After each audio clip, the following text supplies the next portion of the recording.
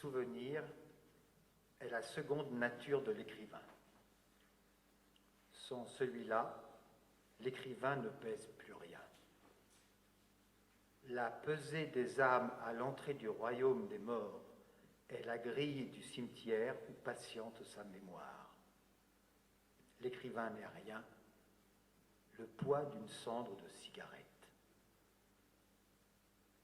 Les souvenirs ont pris l'habitude, à force et parce que souvenir, de se montrer de dos, uniquement, en noir et blanc, sur fond de neige, paysage de rien, paysage de l'histoire. Et plus loin, l'attente, le quai de gare devant la porte des enfers, les bougies sur les tombes autour des églises et le recueillement. La force de l'habitude, toujours revenir, ne pas prendre congé. Dire et écrire, c'est répéter la scène de la prochaine descente. Ce qui est dit est dit, ce qui est fait est répété. C'est une revenance, la rime. D'une génération à l'autre, un genre se transmet. La lutte, ce serait parvenir à ceci. L'écrivain se retourne et sa mémoire envisage une direction hors le souvenir. Nous avons cru, mais la mémoire est illusion. Ce qui reste après le souvenir est devenu la réalité. Des débris de paroles, des tasses brisées sur l'évier, des gestes sur l'entassement des morts. Les paroles de Claude Simon évoquant le soldat captif dans l'enceinte du Stalag 4B à Mühlberg-oder-Elbe devant le feu. Dans la neige, interdiction du paysage, impossible de regarder le souvenir en face. On est un peu responsable de ce qui s'est produit il y a plus d'un demi-siècle, quand on n'était pas né, puisqu'on était à l'intérieur. Nous n'avons pas quitté ce corps de l'histoire, mais la mémoire ne reconnaît plus le souvenir. L'écrivain ne fait rien d'autre que ceci, marcher dans l'allée du cimetière parmi les taches de neige. Il ne croit plus. Il ne peut supporter dorénavant son image. Interdit, il obéit à l'injonction de l'égarement, genre objet trouvé ou salle des pas perdus. Ainsi, la perte de la mémoire fonde l'illusion du souvenir.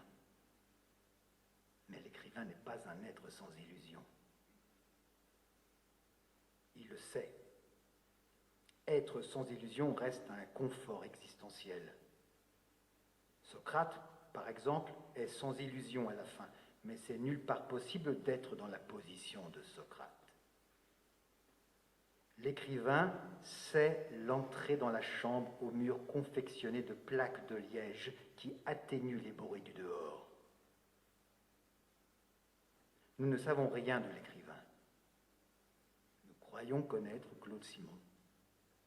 Nous ignorons Marcel Proust. Socrate est coupable de mener des recherches inconvenantes sur ce qui se passe sous la terre et dans le ciel. Il est coupable de pervertir l'esprit des jeunes gens, accusé de cela. L'écrivain n'est accusé de rien. Sinon, d'être le cimetière, d'être la grille et la fleur de la mémoire. Il est sans perspective, sans ligne de fuite. Il regarde ses frères passer devant la chambre. Passage sans cesse réitéré, comme la phrase réitère les mêmes mots. Sa mémoire s'est arrêtée un jour. Durant l'exil à Babylone du peuple juif, elle ne s'est même pas arrêtée. Le Faust de Goethe ne l'a pas arrêtée. Devant Auschwitz, oui, l'histoire s'est arrêtée, sans preuve. Les enfants n'ignorent pas cela. Le roman est l'illusion, il est un trompe-l'œil. La mouche, sur le rebord du tableau de Petrus Christus, portrait de moine chartreux, Metropolitan Museum of Art, New York. Le roman est la vérité de l'illusion. Il est comme la mouche. Il atteste la beauté du monde dans son humilité. Nous n'abdiquerons jamais cette beauté, les enfants non plus. L'existence se déroule entre deux cimetières, celui de l'enfance et celui de l'ensevelissement. Oppression du souvenir, des pages d'histoire dans les manuels scolaires, restitution de l'horreur par parcelles. Ces pages n'accordent rien que la totalité. La totalité est l'histoire dans sa forme répétitive.